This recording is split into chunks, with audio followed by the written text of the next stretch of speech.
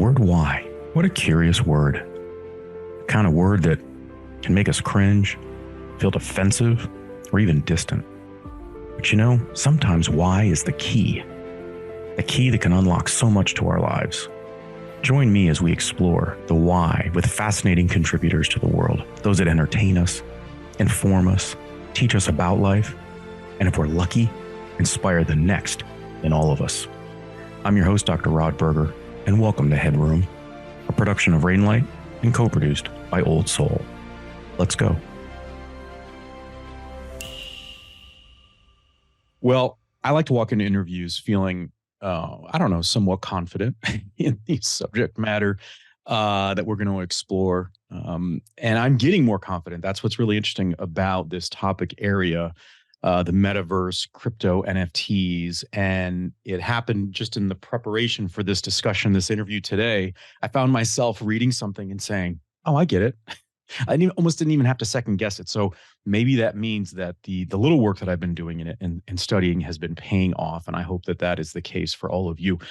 Looking forward to this conversation. We have a rock star. I don't care what country you're in. I think people understand what rock star means when we think about sort of what is next in Web3 technology, but really it's innovation and it's seeing a borderless, I think, horizon. And that is our guest, Deniz Ozgur.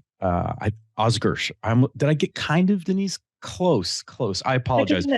You're coming to us from Istanbul. We were talking about the airport in a second. I want people to understand who you are, and probably many do if they know Space Runners, the metaverse fashion brand or fashion tech platform. But Denise has been recognized on Forbes 30 under 30 list and operates at the nexus of technology, finance, and fashion. After securing a degree in economics and finance in 2020, she moved rapidly in the role of head of growth at Techsign, an industry leader in AI-enhanced KYC. That's Know Your Customer Solutions. In 2021, Denise co-founded Space Runners, swiftly assembling a 60-person team and raising $12 million in initial funding. Company set a landmark by launching a $10 million digital collectible NFT collection in collaboration with NBA champions Kuzma and Nick Young, which sold out in a record 9 seconds. Partnerships with fashion titans like Balmain, Kickz, and Smiley further bolstered the company's innovative stance in the fashion arena. Space Runners is developing the first ever AI fashion designer designed to democratize fashion by allowing anyone to create and market their own items. I mean, it's really interesting to me. It also makes me feel my age, Denise, is to say, what is out there? Sort of what are we exploring? And how are we going to interact with that? You know, I interviewed Deepak Chopra earlier I believe it was this calendar year, and talking about the Chopraverse and the way in which he's looking at this and other sort of leaders and notables in this space. What is it about Web3 that caught your attention? And when did that happen? How old were you, if you don't mind sharing? Yeah, of course. Well, great intro to start with. I got into space pretty early, right after my college. I was on the economics and finance, and as you can guess, everyone at the time, I guess, 2017, 18, they were investing in crypto, discovering what it is. And then I found it interesting, of course, but not on the investing. I do have my way to work with engineers, I guess, although I'm not a fully technical person. I just kind of fell in love with the technology because from my degree, I know that doing economics, doing any kind of money transfer was a pain in the ass. So, and if you're an entrepreneur, like from fundraising to getting payment, it's just it was making everything global. And it happened the way that I was imagining with Space Runners, like the team gathering, fundraising, the idea, everything. We are actually using this beautiful financial infrastructure, blockchain, which is, of course, I know that there's lots of debate out there, like crypto is up and down, but tech wise, I think there's a merit. I just wanted to use that, build around that. So I've started actually few other ventures before Space Runners, trying to experiment on the technology, trying to help or work innovate for others, basically. But then Space Runners made everything formalized, and then it became a pretty successful company by now. I would say so. I think you talk about off and running, no pun intended. Let's talk about the culture of Web3. Let's talk about the metaverse. And we would say sort of the older term might be software adoption, right? But this sort of adoption where we understand the interface of our digital world and our physical worlds. And I've had some people say that one of the challenges generationally is that, younger people are used to being able to move things within their environment in a digital landscape. And that is obviously not the case in a physical landscape in the same way. I can't just move a tree because I've decided to move it in an instant, but I can do that. Where are we in that sort of the adoption phase, and what else needs to be done so that folks that either in my age group look like me or you sort of need to help just be a part of that community? What needs to be done in communicating the value proposition so that it isn't an either or proposition, but it's an and? Great questions. So I guess even for my generation, I'm currently 25. It's getting a little hard to understand. So don't feel like it needs to happen. Like the adaptation needs to get easier for sure. But you and like we all observe that for a younger generation, like they are actually living in two different worlds. They have a virtual character, avatar activities.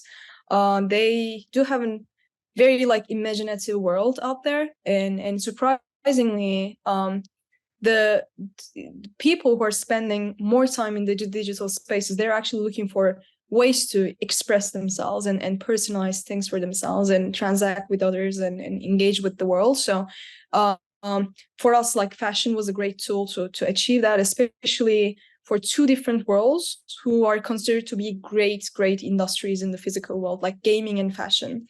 So there's and people in gaming, younger generation they love personalization, they love all the like engagement and luxury even, but before I guess like all the metaverse and Web3 space, that wasn't a way to actually engage with the physical brands or physical world.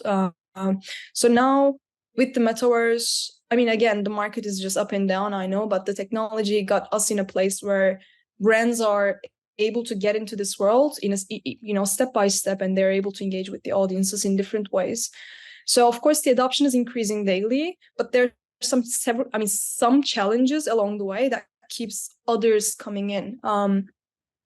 First thing is, of course, about the user experience. I still think that blockchain is not easy to understand for many people, and applications are requiring lots of technical knowledge. Even like you need to have a wallet at least, or you need to have some kind of a reading before to purchase the Ethereum fees, to pay the gas even. So that makes things a little crazy in my head. Even if you check like Apple Store today, there's no user app for blockchain. It's just wallets and exchanges, and it makes things look like blockchain is all about the financial infrastructure. It's actually not. Like there can be several other applications that people are actually, like, ventures are calling it 2.5, Web 2.5, where Web 2 is connected with Web 3 basically. So once I feel like more and more people are building stuff that integrates blockchain, that doesn't that is not highlighting blockchain as a technology, but as a great use case. I feel like that's the way that more people will just come in. Number one. Number two is about the hardware. The metaverses and like all the big games are hard to scale. So the number of users, the number of activity, and the feeling as well, like, or the VR glasses are not as a position as infrastructure and the hardware to support people to spend more time on, especially the older generation. So I get that is also improving. Like Apple is doing something, Microsoft is doing another thing, and I'm pretty sure it will get easier. And infrastructure-wise, also we need to have a better internet as internationally, basically, to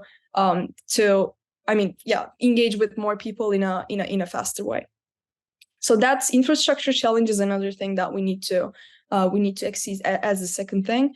But above all this, the adoption is still increasing because the young generation is super hungry to spend actually more time in the virtual space. So I'm all positive. Let's talk about the impact. So once somebody is sort of I'm going to use physical terms, but meaning them within a digital environment, which is to walk into the space and to start to maybe feel comfortable and understand things, as I was talking at the open of our chat today. What do you think the impact is after someone has been indoctrinated into Web3 on their interpretation of the physical world? The way, let's use fashion as an example. If I didn't really understand fashion in the physical world, but I have a sort of a different, maybe new and evolved appreciation in the digital world, are we seeing, can we anticipate that that will change potentially the way in which I engage with fashion in the physical world? And is there benefit in finding ways to sort of deconstruct that value proposition and life cycle of our interaction with those things around us?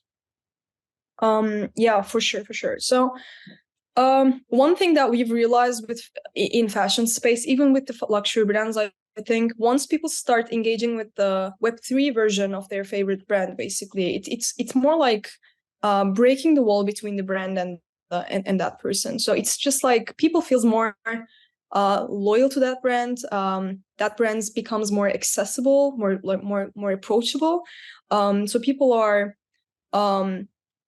getting that item, but that item doesn't represent something wearable. It's just a representation of accessing, reaching out to that brand's benefits, basically, or like any events that they're organizing, their head designer, for example, like something exclusive with them, more chance to engage, basically. So that's one thing. The other thing is, as people are spending more time in the digital space, obviously there's this expectation of having more privilege on the virtual space. It can be with your avatars. It's just like purchasing a Lamborghini in the physical world. There are things also in the digital space that would give away your exclusivity. That would make you a VIP person. That would make you feel more special.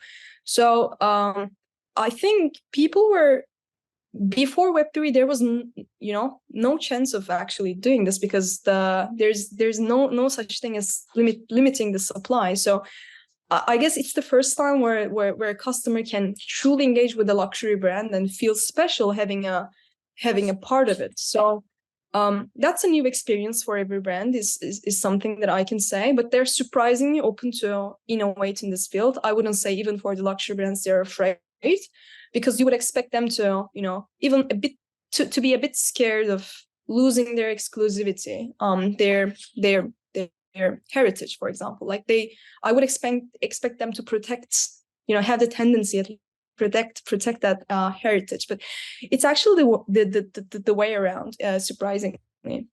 Denise, I was going to ask, do you know, are we doing any brain research on sort of the pleasure centers of the brain? Are we seeing that it's sort of expanding and we're lighting up in different areas where, to your point, if I'm buying a Lamborghini here in the States, that's an experience, right? And I mean, that's sort of an extreme example, but that if I did that in a Web3 environment, that in essence, the same parts of my brain would light up. Are we starting to see that there's some sort of translation or equivalency?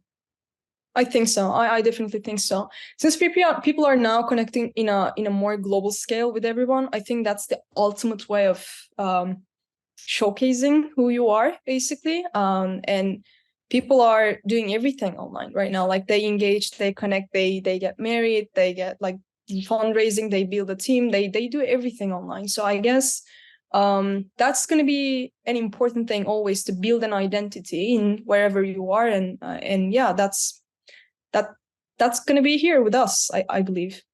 Let's pivot a little bit and talk about your role in the space. By all accounts in my research, I mean, you seem to be incredibly humble, and it's probably helping you. But there's sort of a steely nature about you that says that you're not afraid of what is out there. And I think that that's really, that's to be celebrated as an entrepreneur.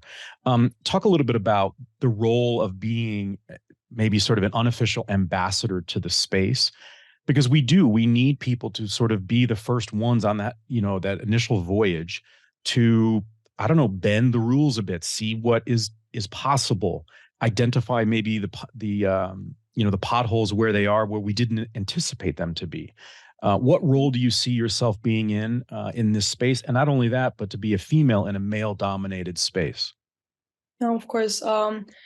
If I mean, there's lots of speeches about being female in the space, in the tech space, but I only see that as an advantage, honestly.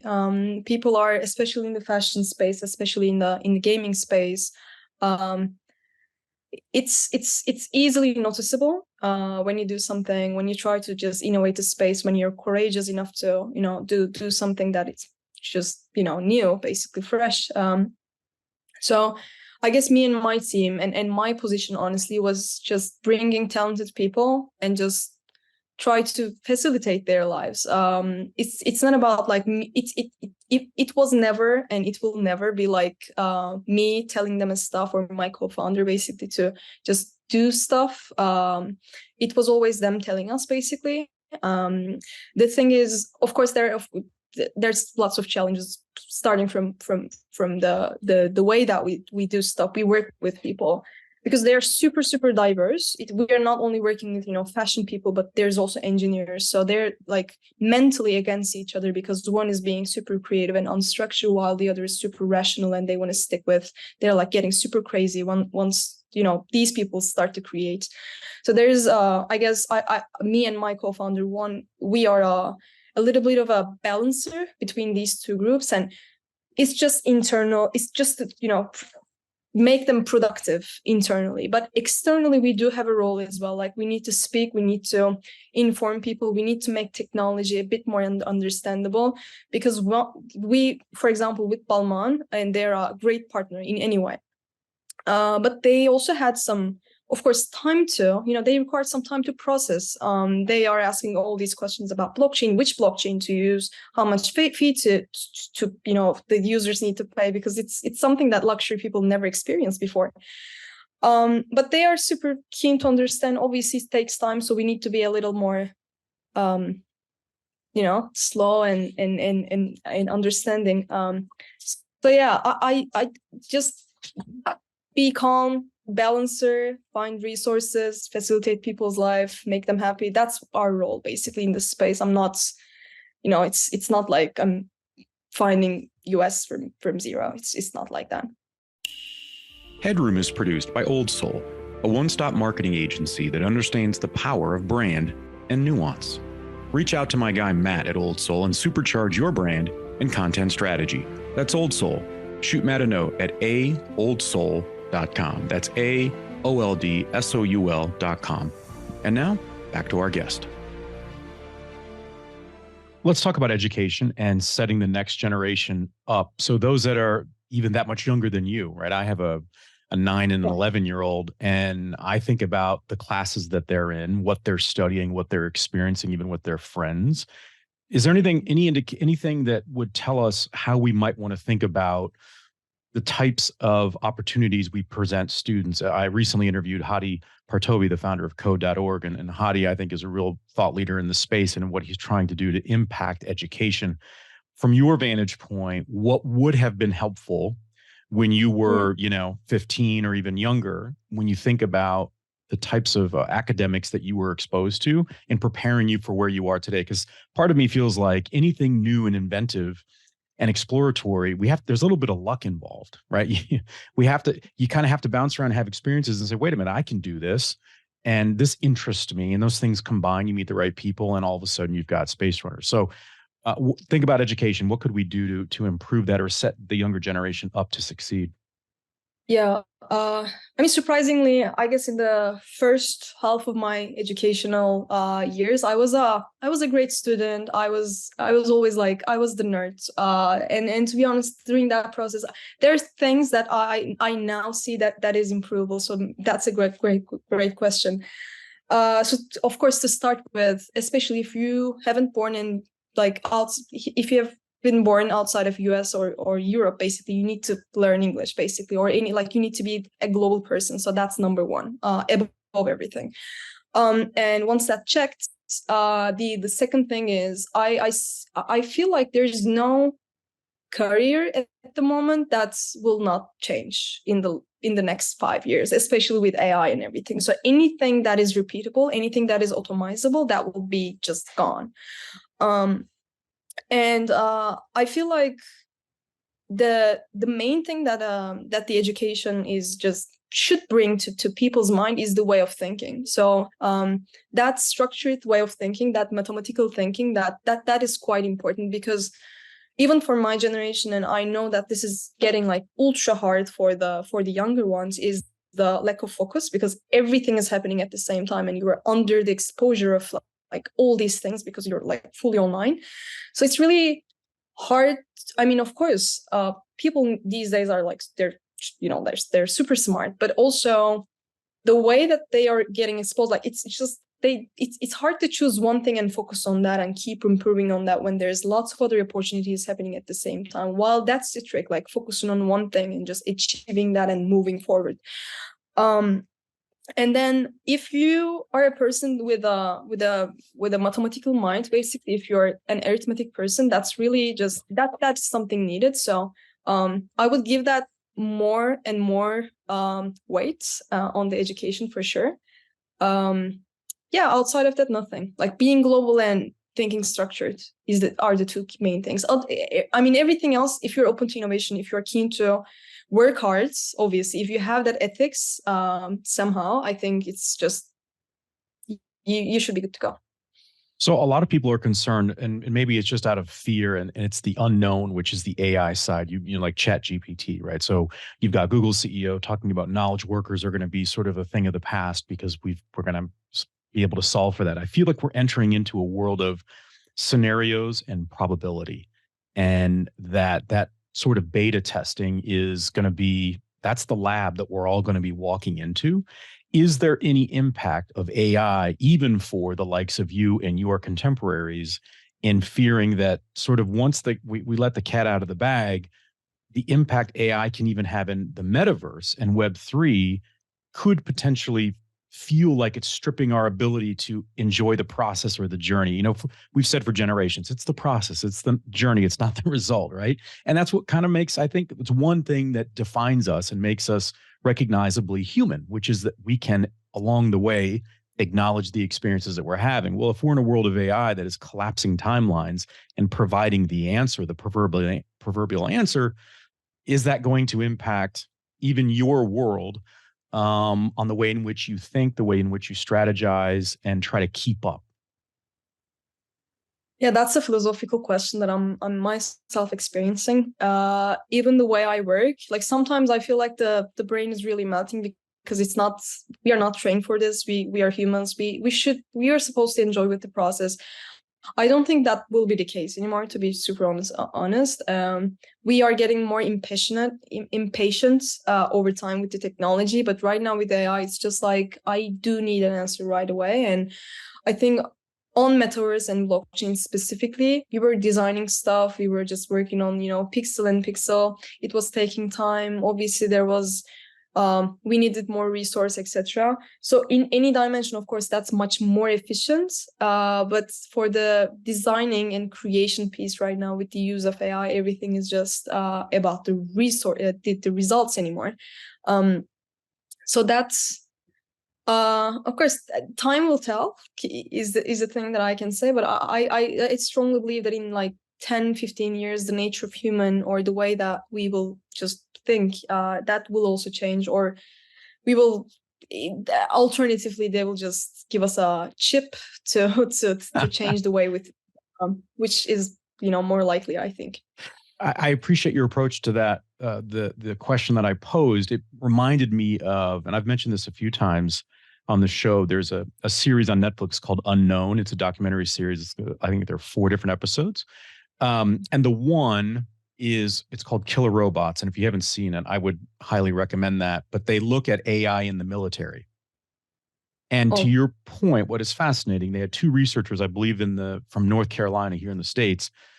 And on a Friday, they changed an algorithm. They replaced either a 1 with a 0 or a 0 with a 1. And by Monday, the AI had generated 40,000 different biological chemical weapons.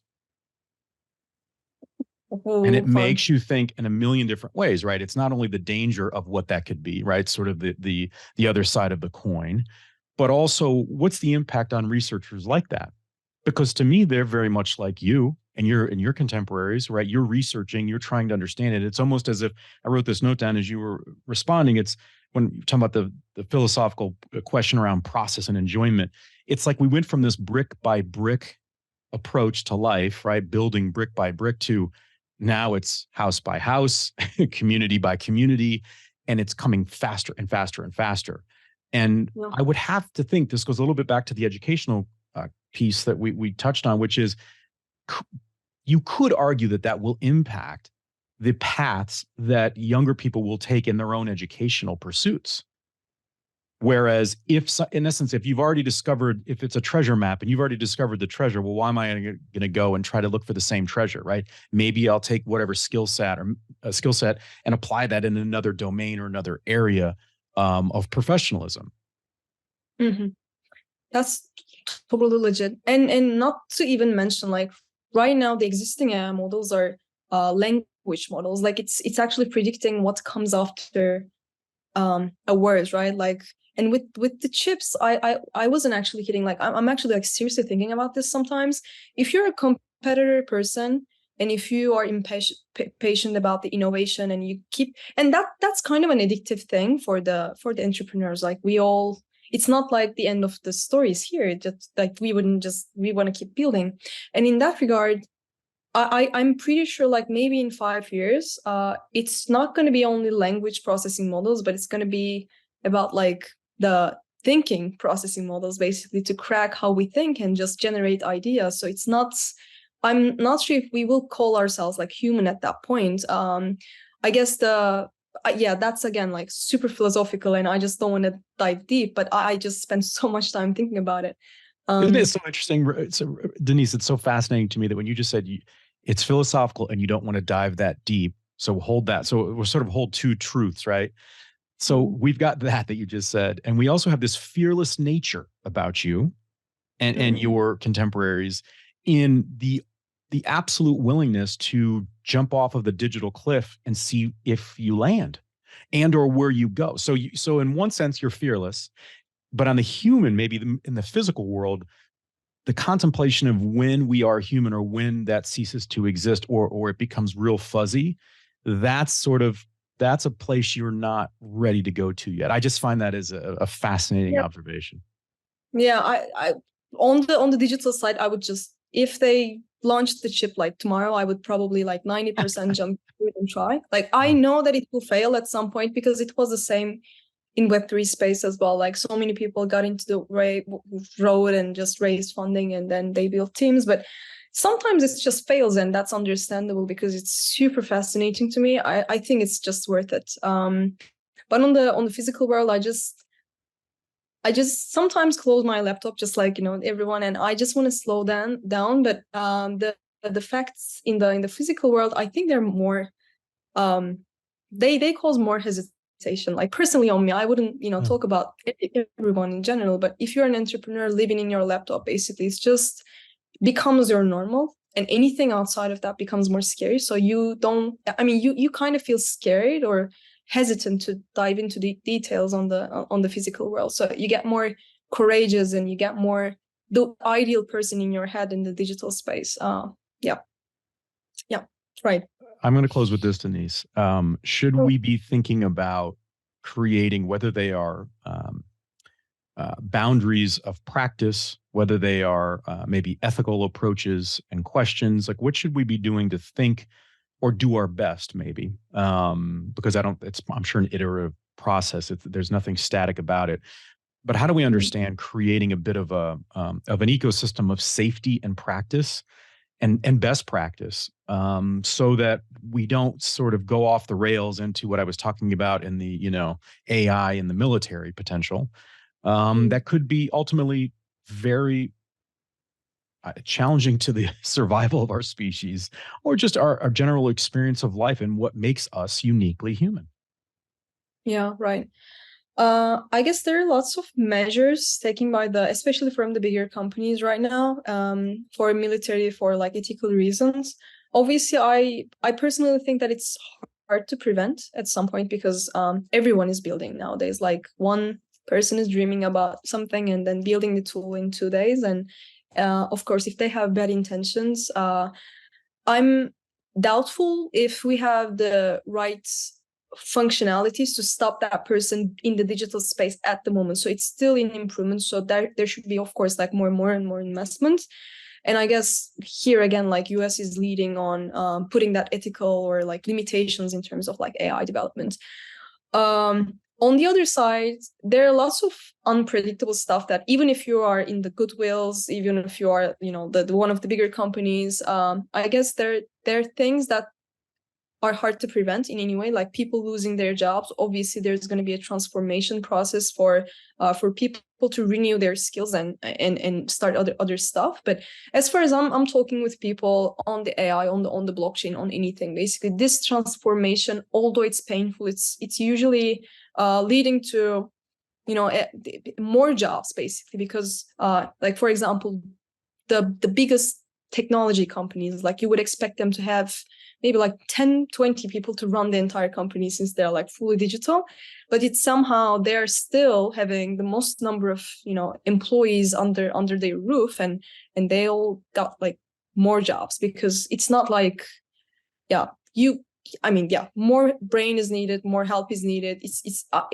That part doesn't really scare me, but of course the ethical concerns will be there. I guess governments should understand and lead the process here, like put standards. That's the way to go, at least for now. Yeah, parallel conversations that at least explore what could be or what needs to be, not only to support the innovation and the entrepreneurs like yourself, but also to not only, I guess, protect or at least provide some safeguards so that we can fully experience the opportunity that is represented by all of your hard work. We want to thank Deniz Ozgur. She is the co-CEO of Space Runners. You can go to spacerunners.com, check out Smiley World by Space Runners, Balmain X Space by Space Runners. There's so much going on with her and her company, and I think we're going to be hearing a lot from you. Thank goodness you're young and vibrant and ready to, or continuing to crush it. I think we're all going to benefit from that. We're learning a lot about ourselves, and I think that Space Runners is at the forefront of that. Once again, I'm your host, Dr. Rod Berger. Thanks for taking the plunge into HeadRoom, where we uncover the why behind the what and who impacting our lives. HeadRoom is a production of Rainlight and co-produced by our friends at Old Soul. I'm your host, Dr. Rod Berger, and this is HeadRoom.